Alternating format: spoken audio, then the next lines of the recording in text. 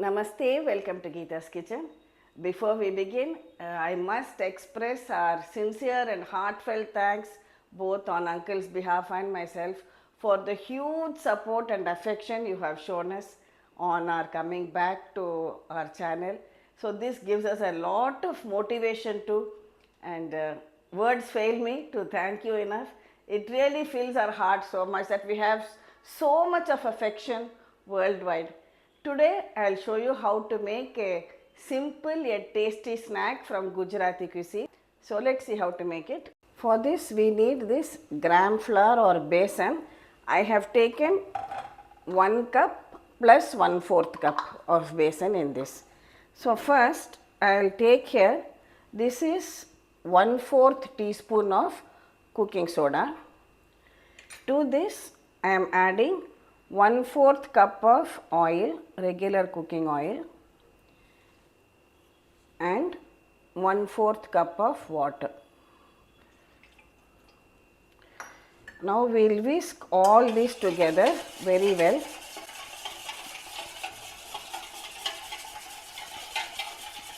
If you don't have a whisk, you can just rub it vigorously with your hands too, like this, till it becomes foamy and white. See, this is what we want. So believe me, I feel the traditional method of just using your fingers is a much better idea than using a whisk. I have the required consistency now. To this I am adding the gram flour or besan, a little at a time.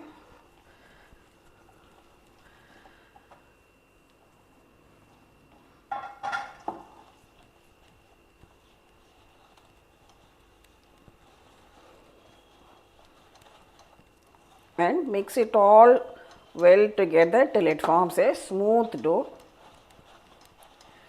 Depending on the quality of your gram flour, you might need to add less or more of flour, or add 1 or 2 teaspoons of water more. That doesn't matter, you can adjust the consistency. See here, now I am just adding about a teaspoon of water.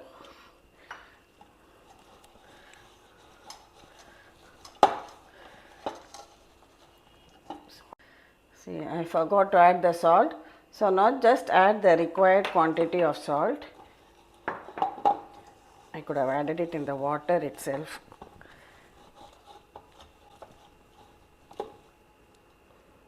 Bind it to a smooth and soft dough like this. Here I am using my save press. Normally there is a jarni on which they rub this dough and allow it to fall into the oil. Since I don't have a jarni, I am making it like this. Today we will be using this single star nozzle to make this. Here I kept some oil for heating. Wait till the oil becomes hot, then reduce the flame, only then you can start frying. Now start squeezing out the dough into the oil.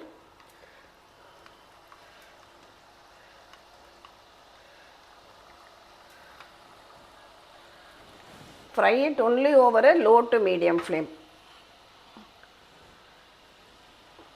After a few minutes, just carefully turn it over and cook it on the other side too. We don't want it to turn into a very dark brown color. The color should be creamish yellow and it should be done too. Then drain it out from the oil like this.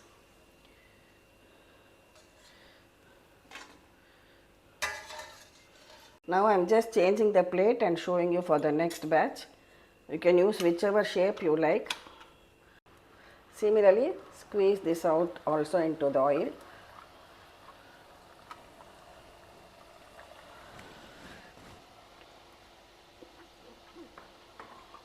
When done on one side, carefully flip this also over.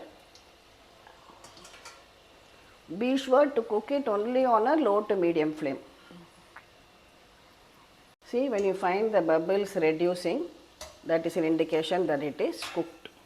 So again, don't allow it to get browned. When it is a creamy yellow color like this, carefully drain it out from the oil.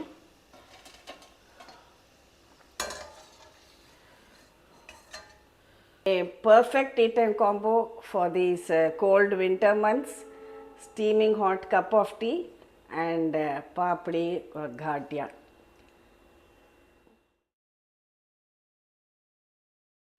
Allow it to cool down completely to room temperature, then only you will get the correct texture. And you can see,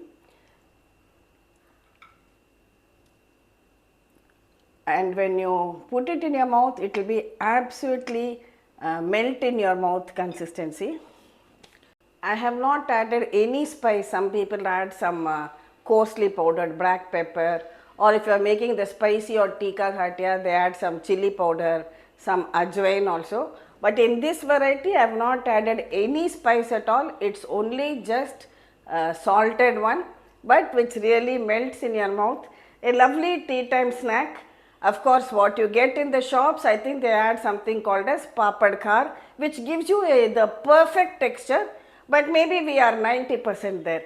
So, nice snack, simple and easy to make, which you can serve with a cup of tea in the evening. Thank you for watching the video. Please subscribe to Geeta's Kitchen, and we'll meet again with another interesting recipe video from Geeta's Kitchen. Thank you.